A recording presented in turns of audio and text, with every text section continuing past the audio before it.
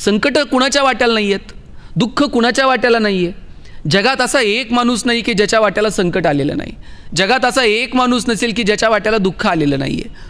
मग दुःखाचे क्षण बाजूला ठेवायचे, आनंदाचे 4 क्षण शोधायचे आणि त्यातून टिपकागदासारखा आनंद शोषून आम्हाला पुढे चालता येईल का, मला वाटतं याचा विचार व्हायला हवा. एका स्मशानभूमीवरती एक वाक्य लिहिलेलं होतं, मेरी मंजिल बस यही तक थी, मैंने आते आते जिंदगी गुजारली.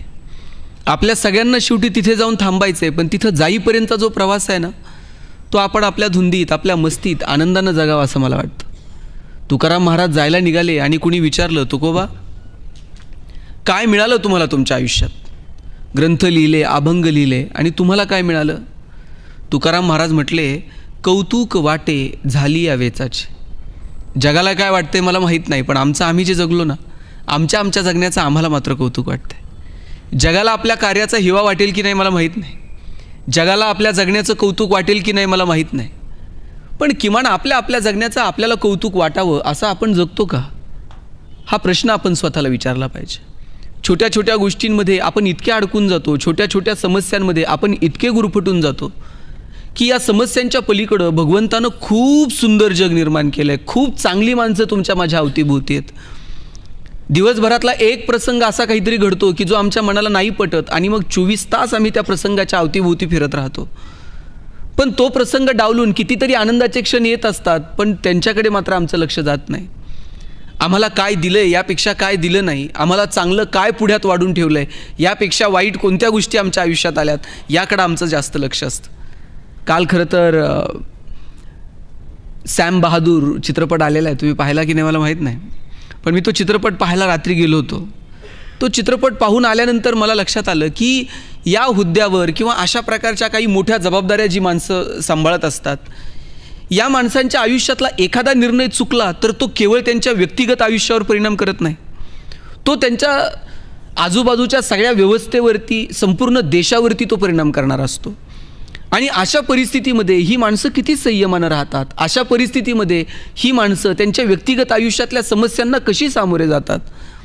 खरं तर मी तो चित्रपट पाहिल्यानंतर मला असं वाटलं की अरे काय सॅम बहादूर जे फील्ड मार्शल म्हणून ज्यांनी काम केलं आणि अगदी बांगलादेशच्या युद्धामध्ये असेल, पाकिस्तानच्या युद्धामध्ये असेल, भारताच्या सैन्याचं नेतृत्व केलं, हा माणूस काय वेड्यासारखं या माणसांनी समाजासाठी वाहून घेतलं, देशासाठी वाहून घेतलं.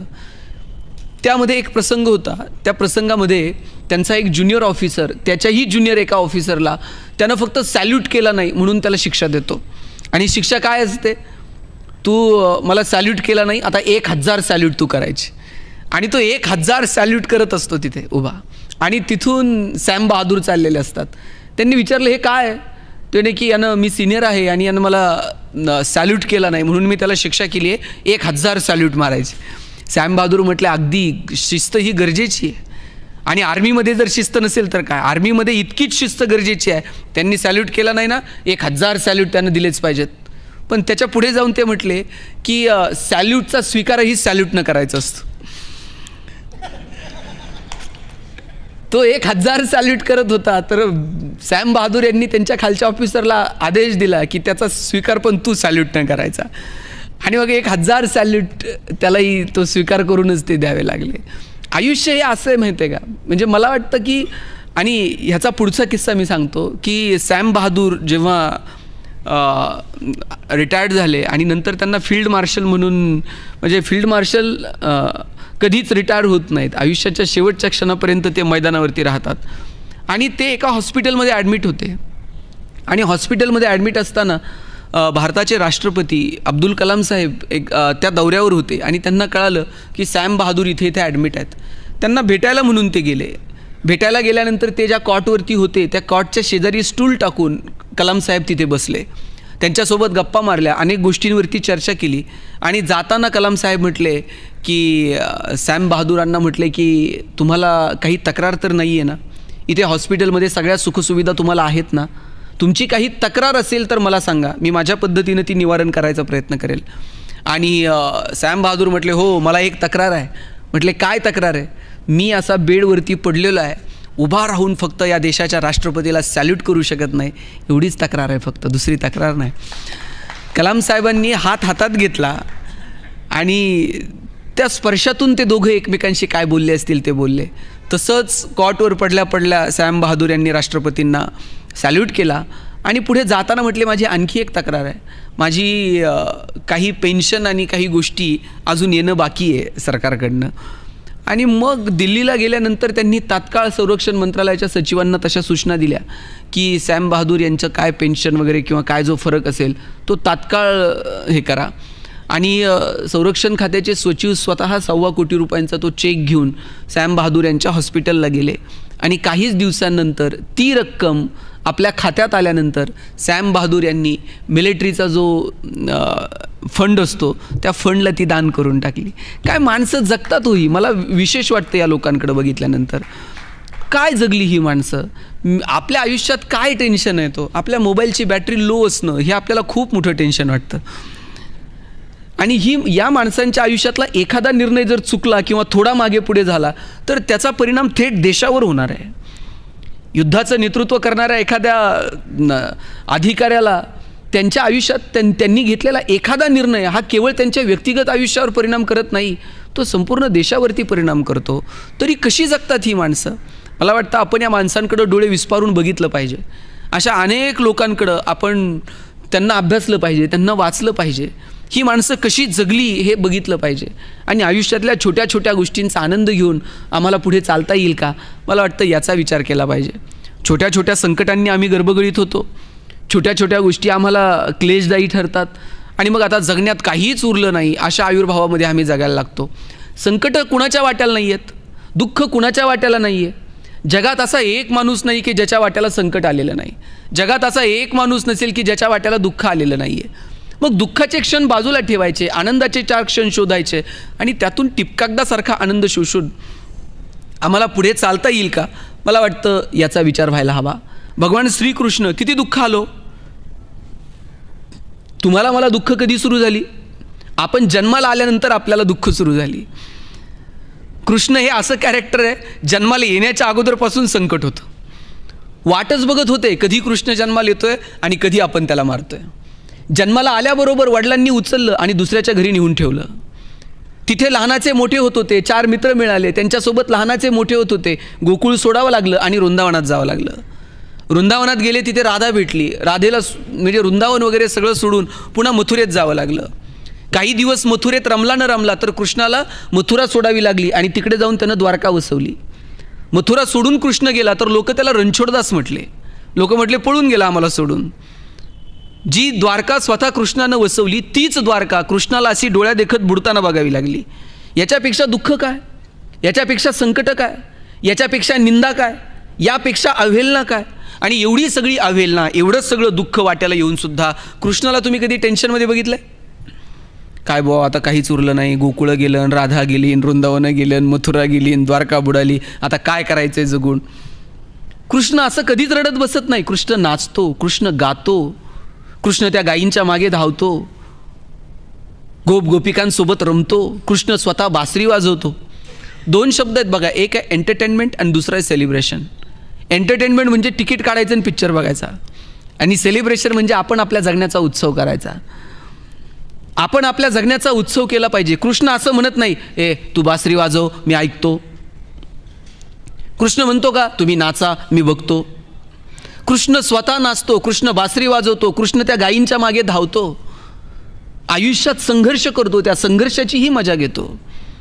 एरवी सगळीकडे इंद्राची पूजा सुरू होती, पण अशाही परिस्थितीमध्ये अरे इंद्राची पूजा काय करताय, निसर्गाची त्या गोवर्धनाची पूजा करा म्हणून काहीतरी परिवर्तनाची नांदी टाकतो. यमुनेचा डोह आता दूषित होत चाललाय. अशा वेळेला तिथल्या त्या सापाला नागाला जे काही प्रतीक असतील, ती नदी स्वच्छ असली पाहिजे, सुंदर असली पाहिजे, प्रदूषणमुक्त असली पाहिजे, याच्यासाठी तो बंड करतो. सगळ्या जाती धर्माच्या पोरांना एकत्र करून काला करून खातो. मला वाटतं या नजरेतनं आम्ही आमच्या हिरोंना बघणार आहोत की नाही.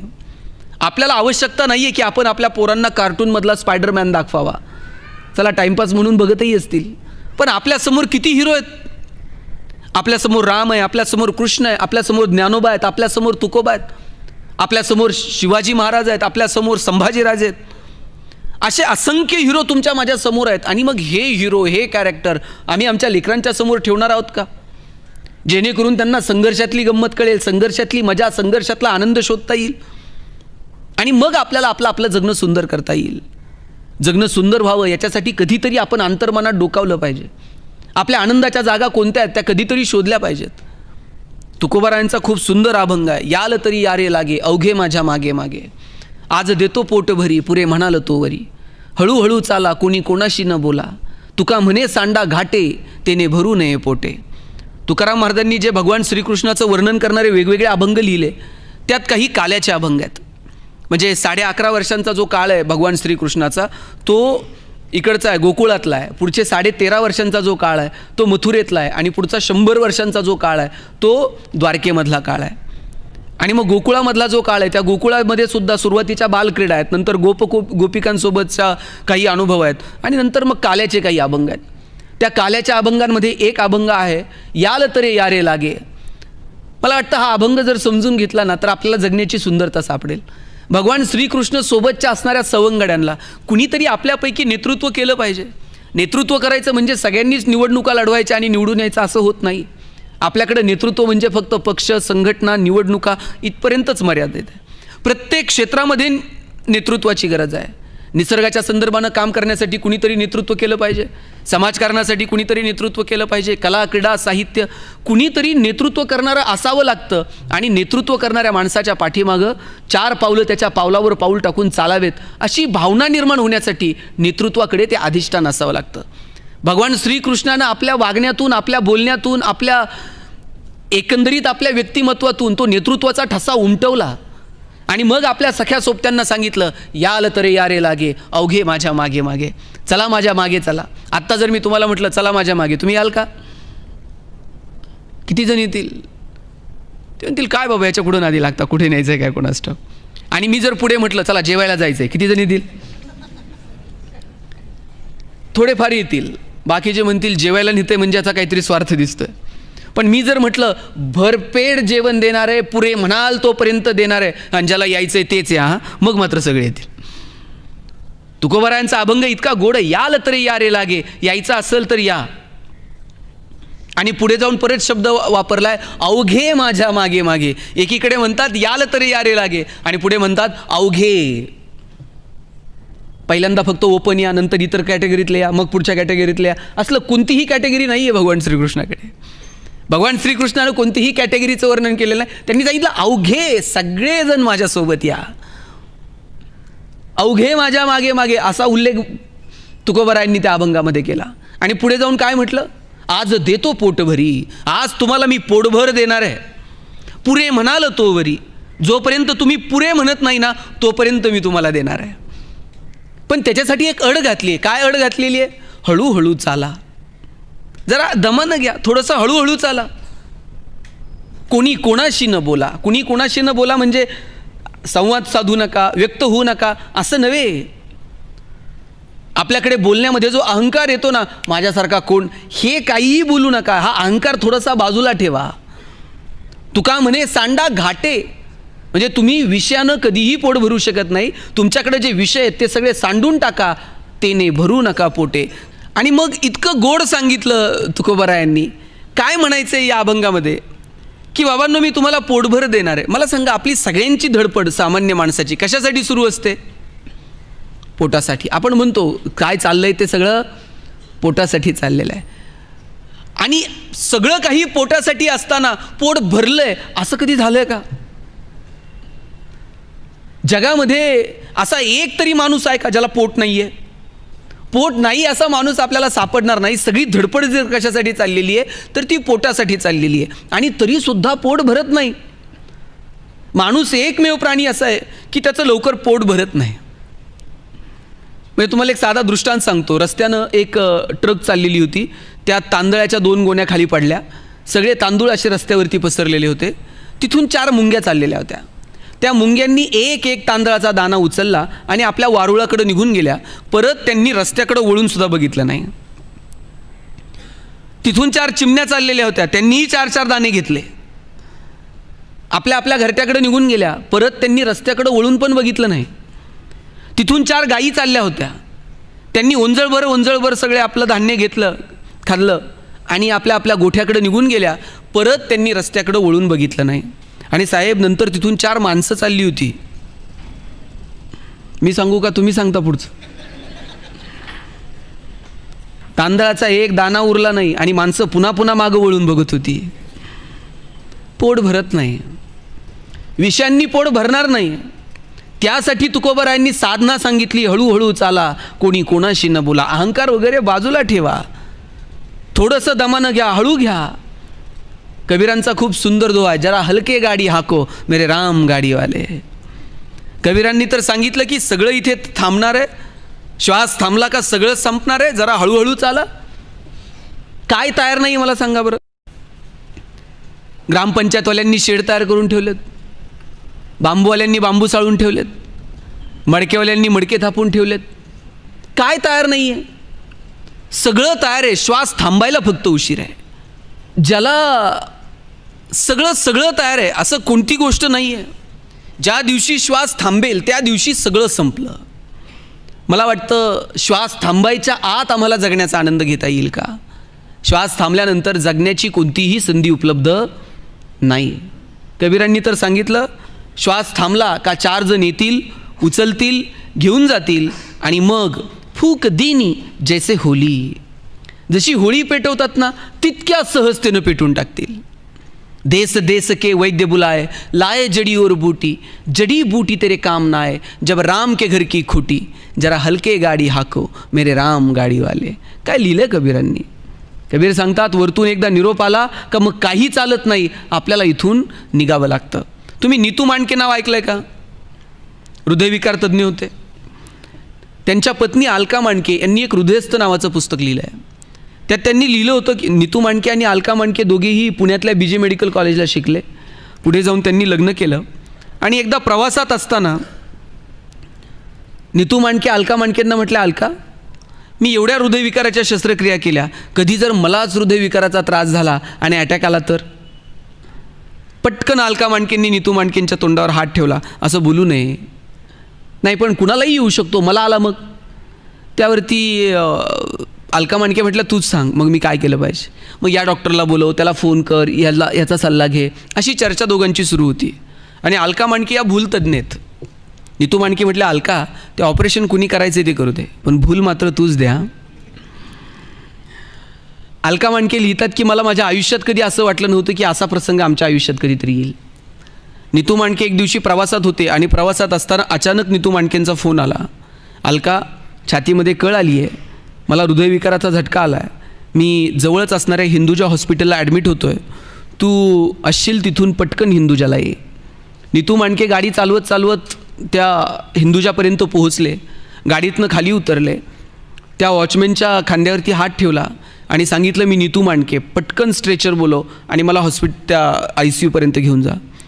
ICUमध्ये नेलं. स्वतः नीतू मांडके, ज्यांनी 10,000पेक्षा जास्त शस्त्रक्रिया केल्या. बाळासाहेब ठाकरेंवरती शस्त्रक्रिया करायची वेळ आली तर नीतू मांडकेंनीच ती शस्त्रक्रिया केली. ते नीतू मांडके स्ट्रेचरवरती लहान मुलासारखे पडून होते. तितक्यात अलका मांडके आल्या. अलका मांडके आल्या तशाच नीतू मांडकेंच्या जवळ गेल्या. नीतू मांडकेंनी अलका मांडकेंचा हात हातात घेतला आणि म्हटलं, अलका, यातून मी वाचेल असं मला आता वाटत नाही. ठरल्याप्रमाणे अलका मांडकेंनीच भूल दिली. ऑपरेशनची तयारी झाली. ऑपरेशन झालं. पुढचे 3 दिवस सगळे डॉक्टर, जगभरातले डॉक्टर फोन करत होते. सगळेजण काय करावं काय नाही याच्यावरती चर्चा करत होते. पण अखेर 3ऱ्या दिवशी नीतू मांडकेंची ज्योत मावळली. 10,000पेक्षा जास्त शस्त्रक्रिया करणारे, 10,000पेक्षा जास्त लोकांचे प्राण वाचवणारे नीतू मांडके हृदयविकाराच्या झटक्यानं गेले. देश देश के वैद्य बुलाए लाए जड़ी और बूटी, जड़ी बूटी तेरे काम ना आए जब राम के घर की खुटी, जरा हलके गाडी हाको मेरे राम गाडीवाले. 7 फेरे घेतो आपण लग्नात आणि त्या दिवशी आपण शपथ घेतो की पुढचे 7 जन्म आम्ही सोबत राहणार आहोत. आपल्याला माहीत आहे का 2 जोडीदारांपैकी आपल्या कोण मागे थांबेल, कोण पुढे निघून जाईल, कुणाची सोबत किती दिवस आहे, आपल्याला माहीतही नसतं. जोडीदार निघून गेला की मग राहिलेला जोडीदार रडतो, दुःख व्यक्त करतो. कबीर म्हणतात, बिलग बिलग कर तिरिया रोवे बिछड़ गई मेरी जोड़ी, बिलग बिलग कर तिरिया रोवे बिछड़ गई मेरी जोड़ी, कहत कबीर सुनो भई साधो, जिन जोडी उन तोडी. ज्यानं जोडली त्यानं तोडली. आपण मालक नाही होत. आपल्याला एक पात्र मिळालेलं आहे, ते पात्र आनंदानं जगायचं. आयुष्यातल्या आनंदाच्या जागा आहेत ना, ठरवता आल्या पाहिजेत. पण आपण नको त्या गोष्टींना महत्त्व देतो आणि जवळच्या आपल्या आयुष्यात आनंद निर्माण करणाऱ्या गोष्टींकडे आपण कमालीचं दुर्लक्ष करतो.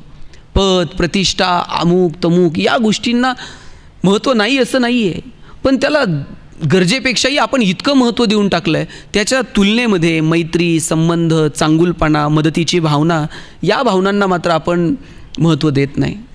परवाच मी एक आर्टिकल वाचलं. त्यात त्या लेखकानं असं लिहिलं होतं की मला स्वप्न पडलं की एका मोठ्या मॉलमध्ये मी खरेदीला गेलो आहे आणि खरेदीला गेल्यानंतर मला काय खरेदी करायचं होतं, मला हातमोजे आणि टाय खरेदी करायचा होता. हातमोज्यांची किंमत बघितली तर 12,000 रुपये होती आणि टायची किंमत 16,000 रुपये होती. अरे च्छा, म्हटलं 8,000 रुपयाला हातमोजे, 12,000 16,000 रुपयाला टाय, काय किमती आहेत. आणि